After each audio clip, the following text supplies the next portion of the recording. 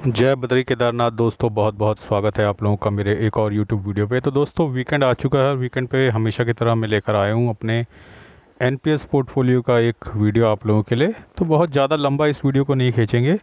बस मेरी एक रिक्वेस्ट है कि आप मेरी वीडियो को लाइक शेयर और सब्सक्राइब जरूर करिए। और एक हाइप बटन आजकल आ रहा है, वो हाइप बटन अगर आप दबा दें तो आप लोगों की बहुत कृपा होगी। प्लस मैंने कुछ फ़्लिपकार्ट के लिंक्स दे रखे हैं। अगर आप अपने मोबाइल स्क्रीन पे टैप करेंगे तो आपको लेफ़्ट साइड बॉटम पे वो लिंक्स दिखेंगे। फ़्लिपकार्ट के अंदर जाके आप कुछ भी शॉपिंग कर सकते हैं। आजकल जैसे लोग रक्षाबंधन की और 15 अगस्त की शॉपिंग कर रहे हैं, तो आप फ़्लिपकार्ट से भी वो शॉपिंग कर सकते हैं।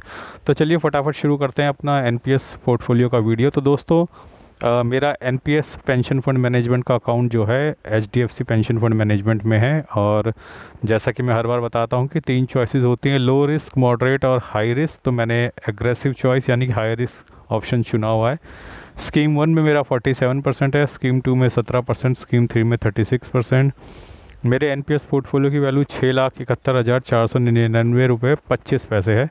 आज तक मैंने 46 कंट्रीब्यूशन अपने एनपीएस पोर्टफोलियो में किए हैं। 5,48,537 रुपये 80 पैसे ये मेरी इन्वेस्टमेंट है इस पोर्टफोलियो में। और 1,22,961 रुपये 45 पैसे का मुझे मुनाफा हो रहा है इस वक्त, यानी नोशनल गेन। नोशनल शब्द का दोस्तों मैं इस्तेमाल करता हूँ, चाहे वो म्यूचुअल फंड हो या फिर आपके एनपीएस हो या कोई भी हो।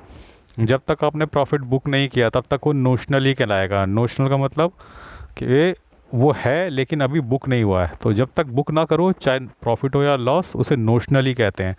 जब मैं अपने ईटीएफ्स और शेयर्स का पोर्टफोलियो दिखाता हूँ जो कि नेगेटिव में है, तो मैं नोशनल लॉस शब्द का इस्तेमाल करता हूँ। जब मैं अपने म्यूचुअल फंड और एनपीएस पोर्टफोलियो दिखाता हूँ जो प्रॉफिट में, मैं नोशनल गेन का इस्तेमाल करता हूँ। तो नोशनल लॉस और नोशनल गेन कब तक? जब तक बुक ना करो। उसी तरीके से इस पोर्टफोलियो पे आप देखोगे तो मेरी XIRR यानी कि अलग अलग समय पे की गई मेरी इन्वेस्टमेंट का अगर एक कंबाइंड रिटर्न निकाला जाए तो लगभग 9.5% का जो है रेट ऑफ रिटर्न मेरे को मिल रहा है अपने एनपीएस पोर्टफोलियो में।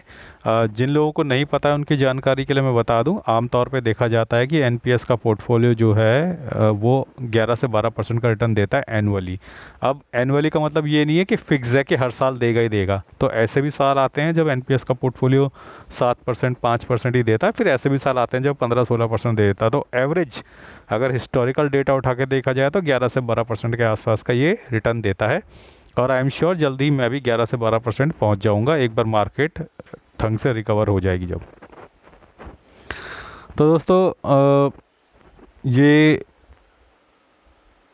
उस पीरियड का यानी कि इस फाइनेंशियल ईयर का डेटा है कि किस किस तरीके से कितनी कितनी इन्वेस्टमेंट मेरी कट रही है। तो आप देख सकते हैं कि जो अप्रैल में है मैंने 2 वॉलंटरी कंट्रीब्यूशन किए हैं 25-25 हज़ार के। ये मैं हर वीडियो में बताता हूँ कि इनकम टैक्स एक्ट ये बोलता है कि अगर आप 50,000 का एडिशनल कंट्रीब्यूशन करते हैं ड्यूरिंग द ईयर तो उस पर भी आपको पूरा टैक्स एग्जेंशन मिलता है। तो जैसे मैं 30% टैक्स ब्रैकेट में आता हूँ तो मुझे 15% का पूरा 30% का पूरा टैक्स एग्जेंशन मिलेगा, यानी कि इस 50,000 की इन्वेस्टमेंट पे मुझे 15,000 रुपये का टैक्स भी बचेगा, प्लस जो मुझे 12% के रिटर्न है वो भी मिलेंगे।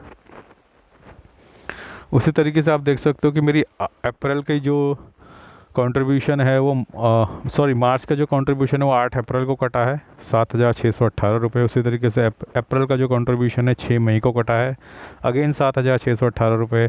मई का जो कंट्रीब्यूशन है वो 30 मई को कटा है अगेन 7,618 रुपये। और जून का जो कंट्रीब्यूशन है वो जुलाई में कटा है अगेन 7,618 रुपये। तो मेरा जो एम्प्लॉयर है वो इसे मेरी सैलरी से गायब करके एज अ एम्प्लॉयर कंट्रीब्यूशन दिखाता है। तो मेरे को इस 7,618 रुपये पर भी 30% का बेनिफिट होता है क्योंकि ये मेरी सैलरी से कम हो गया।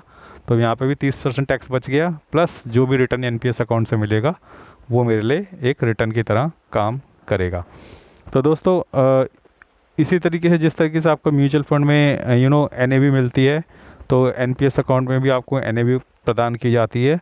तो आप जो भी इन्वेस्टमेंट करते हो उसे यूनिट्स में कन्वर्ट कर दिया जाता है और यूनिट्स की एक एनएवी होती है, बिल्कुल ठीक म्यूचुअल फंड्स की तरह।